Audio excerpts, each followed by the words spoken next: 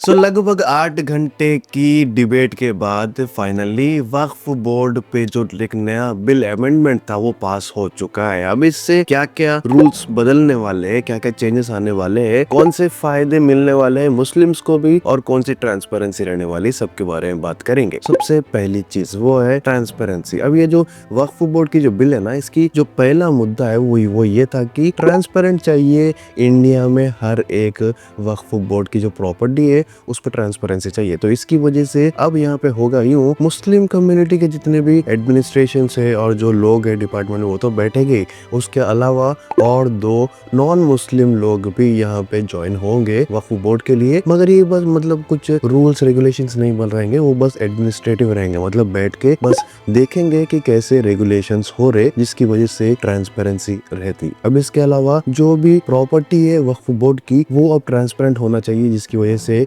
सारा चिट्टा पट्टा जो भी है वो सेंट्रल के पास जाएगा और सेंट्रल कभी भी कुछ भी अगर वक्फ बोर्ड के बारे में कौन सा भी डिटेल पूछ रहा तो उनको देना पड़ेगा। अब इसके अलावा जो प्रॉपर्टी के डिटेल्स है वो ऑनलाइन आने पड़ेंगे। 6 महीने के अंदर जितनी भी प्रॉपर्टी वक्फी है वो जो भी प्रॉपर्टीज है उनको ऑनलाइन दिखाना पड़ेगा। अब इसके अलावा वक्फ का जो डोनेशन है, मतलब ना बहुत लोग डोनेट करते हैं वक्फ की प्रॉपर्टीज के अंदर, मतलब डोनेशन करते रहते हैं, पैसे से रहने दो या फिर प्रॉपर्टी से रहने दो। तो इसमें एक नया रूल आया कि नॉन मुस्लिम्स जो है वो कभी भी इसमें डोनेशन नहीं कर सकते, अपनी प्रॉपर्टी रहने दो, पैसे रहने दो, वक्फ को नहीं दे सकते। अब इसके अलावा कौन दे सकते, वो भी ना मतलब कैसे लोग हैं जो इस्लाम को 5 ईयर्स से ज्यादा फॉलो कर रहे हो। क्योंकि देखो यहाँ पे जो डर है वो ये डर था कि जो लोग कन्वर्ट हो रहे, मतलब हिंदू से रहने दो या फिर क्रिश्चियनिटी से, कुछ अलग धर्म से अगर इस्लाम में कन्वर्ट हो रहे तो वो लोग ना एक डर के माध्यम से वक्फ को अपनी प्रॉपर्टी या फिर पैसे डोनेट कर रहे, ऐसा एक पर्सपेक्टिव बन रहा था। तो इसके लिए ऐसा निकाले रूल कि 5 साल से ज्यादा जो इस्लाम को फॉलो कर रहे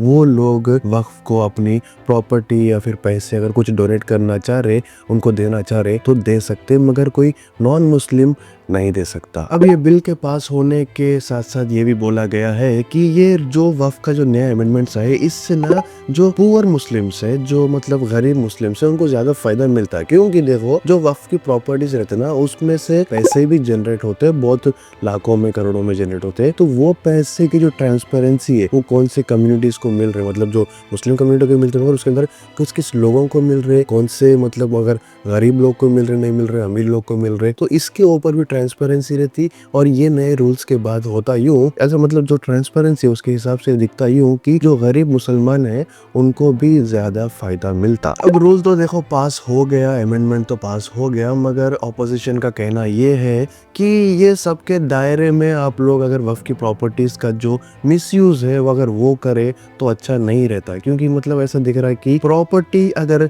ऑफिशियली अगर रजिस्टर्ड नहीं है वक्फ के अंदर, या फिर ऐसा कुछ रूल नहीं, मतलब ऐसा कुछ डिस्प्यूट जब चलते रहता, जब अपील चलते रहती, जब चेकिंग होते रहती कि प्रॉपर्टीज कौन से है कौन से नहीं है, तो इसके अंदर अगर आप मिसयूज करे और मतलब हर मतलब मैक्सिमम प्रॉपर्टीज को ऐसा दिखाते रहे कि ये वक्फ की नहीं है और कब्जा करते रहे तो वो अच्छा नहीं रहता। ऐसा एक ऑपोजिशन का डिबेट चल रहा था। मगर कुछ भी कर लो, अब जो बिल है, जो अमेंडमेंट है वो पास हो गया। इससे ऐसा लग रहा है कि बहुत सारे फायदे भी होने वाले हैं, इंडियंस को भी होने वाले हैं और मतलब जो गरीब मुसलमान है उनको भी होने वाले हैं। तो देखेंगे, फिलहाल तो ना ये राज्यसभा तक भी जाने वाला है, फिलहाल तो लोकसभा में हुआ था। अगर आगे इसके बारे में कुछ चर्चा हुई तो बात करेंगे। फिलहाल के लिए जो वक्फ बोर्ड की जो बिल है, जो अमेंडमेंट है, जो पास हुआ, इसके बारे में आपका क्या मानना है?